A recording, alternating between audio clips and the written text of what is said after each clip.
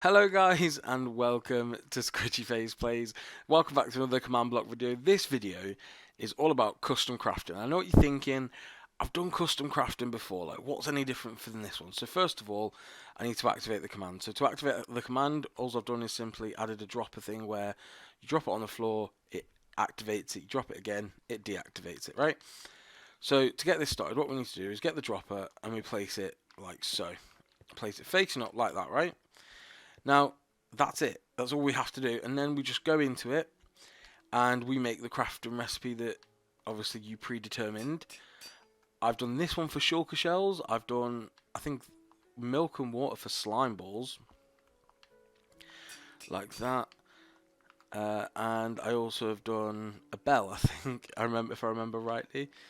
I did a bell purely because I thought, well, you can't craft it, so let's give it a crafting recipe. And there you go. That's all you need to do. You don't have to do anything else. There's no hidden agendas. You can do this anywhere and everywhere. I mean, let me just quickly go into creative a second and get another dropper. You can literally put it anywhere you want, and it will still, work as expected. So you do the correct ingredients, and it will still work anywhere and everywhere. It works every time and as expected. Now, I'm going to show you how to do this, and I think this is an amazing little command, much better than the other custom crafting tables I've done in the past where you can't move it yet, it only has to stay in one spot, and it's just a bit annoying, okay? But this one is much better, so what I'm going to do is just deactivate this whole command for now, so I don't accidentally use it when it gets to the actual thing. So I'm going to quickly jump into the actual command center room, and I'll show you the commands. Okay, so here we are in the crafting room, custom command room, not crafting room. So these are all the components into this command. Now, I get what you're looking at this thinking, oh gosh, looks like a lot of commands. In theory, it's not this many.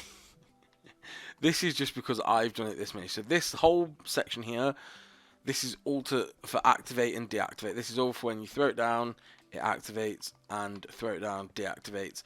I've only got this purely so it stops lag on this specific map. So if I have all my commands that are always active all the time, it's going to be hell for leather basically. It's going to, take a lot of lag and stuff like that. So that's why I've got it activated and deactivated. So the commands.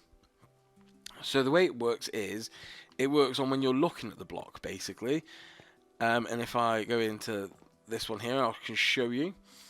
So our first command is execute at P, tilde, tilde, tilde, 1.6, tilde, test for blocks, and then that up arrow thing, I don't know what that's actually called, all I know it's an up arrow.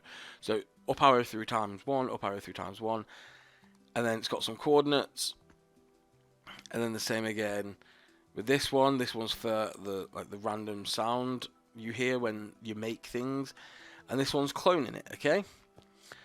So this one's testing to see if it's the same as the other one, and this one is to test to see, well, this one's to clone the other one.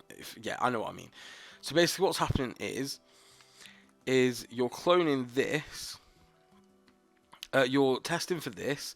If that is in there, then you're cloning it and making this, if that makes sense. So, okay, so the way the command works is, this is your first command, which is test for blocks. So what it does, it tests that the block that you're looking at, so if I place this down, if I place this down like that, right? And then you're now looking at it. So it's testing to see if what you're looking at is the same as this. If it isn't, it'll obviously not work. So that's how that part works. I know this might be a really bad explanation. This is just to play the sound, and this again is to clone the second one. So I'm just going to quickly go over to this one again. So what this is the coordinates here is going to be your first one here. So it's going to be this dropper here, the one that your input is in, right? The third command block is where you've got the second set of coordinates. That's going to be your output. That's going to be your output one, okay? That's it.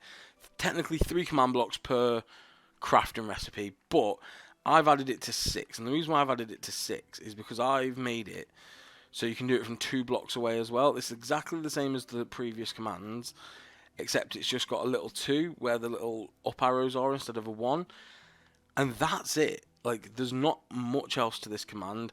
Now, I'm so sorry if you're a beginner to commands and this is making no sense whatsoever. I have got plans to do a beginner command tutorial thing in the future. That's not quite ready yet, but keep watching for my, like, you know, my Command Blocks 101 or something like that. But that's what I've got for you today, the custom crafting. It works like a dream. It's getting nighttime over here in the lab, so I'm going to say goodbye, and I'll see all you guys again in the next one. Bye!